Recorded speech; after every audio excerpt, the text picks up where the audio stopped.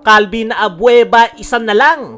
Papatawan na ng lifetime ban ng PBA. RJ Abarrientos, malaki ang chance sa BPC Award. Mas gaganda pa ang laro sa playoffs. Kung meron niyang player na pinakamainit ngayon, ayan ay walang iba kundi ay itong si RJ Abarrientos. At hindi lang yan sa Barangay Ginebra, kundi sa PBA. Dahil si RJ Abarrientos lang naman ang isa sa pinaka-dominante ngayong conference pagdating sa scoring department ng mga local players. Grabe yung consistency nitong batang to buong Commissioner's Cup at talagang ipinapakita niya kung gaano kalaki yung kanyang potensyal. Ang mas maganda pa dito mga chong ay kitang-kita talaga ang laki ng inimprove ni RJ. Kung noon ay nakilala siya sa kanyang fancy plays at sobrang bilis na galaw, ngayon ay mas naging mature na yung kanyang laro. Mas naging effective na ito sa sistema ni Coach Tim Cone na triangle offense. Nag-improve na rin yung kanyang decision making at mas kontrolado niya na yung opensa ng kanilang kupunan. Sa ngayon ay masasabi nating isa na si RJ sa pangunahing point guard ng Barangay Ginebra dahil siya na madalas yung nagsiset ng plays at nagdidikta ng takbo ng kanilang opensa. Pero kahit mas naging compose ang kanyang laro ay hindi naman nawala yung kanyang natural skills at talent. Nandun pa rin yung kanyang speed, dribbling at explosiveness, lalong-lalo na yung kanyang confidence at outside shooting na nagagamit ngayon ng Barangay Ginebra as a weapon. Mas alam na ngayon ni RJ Abarrientos kung kailan niya dapat ipasa ang bola at kung kailan dapat i-take over ang laro. Yan ang isa sa pinakamalaking dahilan kung bakit sobrang effective ni RJ ngayong conference. Hindi na siya basta highlights player lang, kundi isa na siyang tunay na floor general ng Barangay Ginebra kung saan siya na yung nagdadala para manalo. At dahil sa napakagandang ipinapakita nitong si RJ Abarrientos ngayong Commissioner's Cup, ay malaki talaga yung chance niya na makuha ang Best Player of the Conference Award.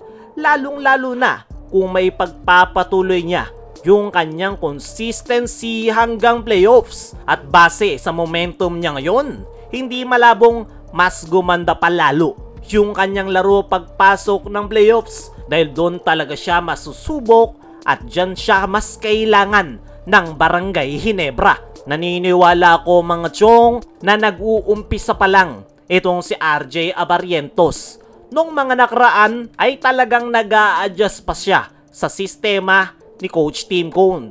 Ngayon na okay na at kabisado niya na yung triangle offense, ay nakikita na natin kung ano yung mga kayang gawin ni RJ Abarrientos at expected nga na mas lalo pa yang gaganda pagpasok nila ng quarterfinals dahil ngayon pa lang sinasabi ko na sa inyo na nagpapainit pa lang itong si RJ Abarrientos. Marami pa itong ilalabas this upcoming PBA playoffs at yan nga yung dapat abangan hindi lang ng mga Barangay Ginebra fans kundi pati na rin ng kanyang mga haters dahil expected talaga na kakaibang RJ Abarrientos yung ating makikita. Kaya mga chong, ano ang masasabi nyo na malaki yung chance ni RJ na makuha ang BPC Award at expected na mas gaganda pa ang kanyang laro this upcoming playoffs? I-comment mo lang dyan sa ibaba. Samantala, Calvin Abueva, isa na lang. Papatawan na ng lifetime ban ng PBA. Matatandaan na napatawan na si Calvin Abueva ng indefinite suspension nung naglalaro pa siya sa Phoenix matapos niyang sapukin ang import noon ng TNT. Napakahaba ng naging suspension kay Abueva pero binigyan pa rin siya ng pagkakataon at nakabalik ito sa PBA. Pero nitong mga nakalipas nga ay mukhang bumabalik na naman yung ugali ni Abueva. Una ay noong nasa Titan Ultra pa siya naglalaro, kung saan kung ano-ano yung pinopost nito sa social media, kung saan nagde-demand siya ng trade. Napagbigyan naman siya, tinrade siya ng Titan Ultra, pero hindi pa doon nagtatapos. Ngayong nasa Converge na si Abueva ay mas lumala yung kanyang ugali. Nung kalaban nila yung Ginebra, inaakusahan nito yung mga referee na paldo yung mga referee. After nyan, nung makalaban naman ng Converge ang Magnolia, kung saan sinaktan nito yung mga player ng Magnolia na si Peter Alfaro, Poli, lalo na si Xavier Lucero. Pero bukod sa mga players, nakasagutan pa ni Abueva si L.A. Tenorio. At after ng laro na yon,